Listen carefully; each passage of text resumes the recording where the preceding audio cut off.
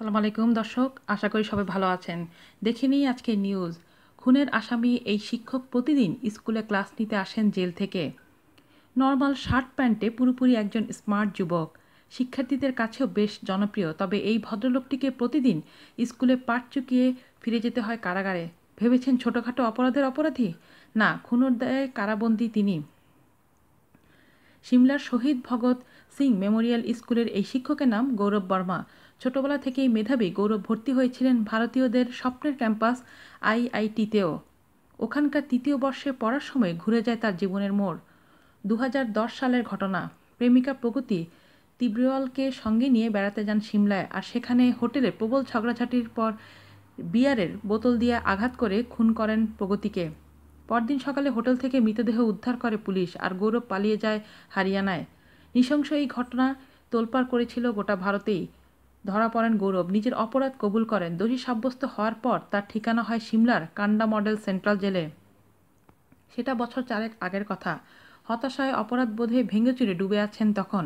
জীবনের কোনো অর্থ খুঁজে পাচ্ছেন না। তিলে তিলে জেলে পচে মরতে হবে সারা জীবন, এটাই যখন ভবিতব্য বলে ধরে নিয়ে সিমলা জেলে এলেন।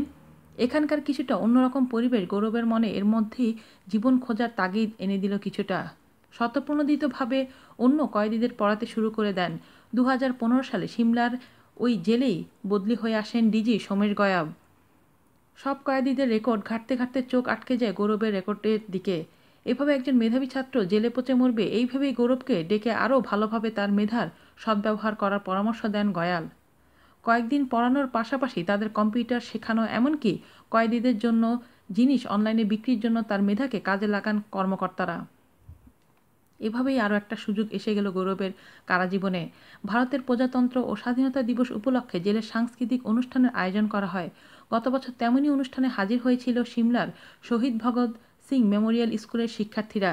স্কুল কর্তৃপক্ষ ছিলেন সেখানে। জেলে এমন একজন মেধাবী ছাত্র আছে, এ কথা চলে যায় স্কুল কর্তৃপক্ষের কানেও। তারাই কারাকর্তার কাছে গৌরবের খোঁজখবর নিয়ে স্কুলে শিক্ষকতার প্রস্তাব দেন।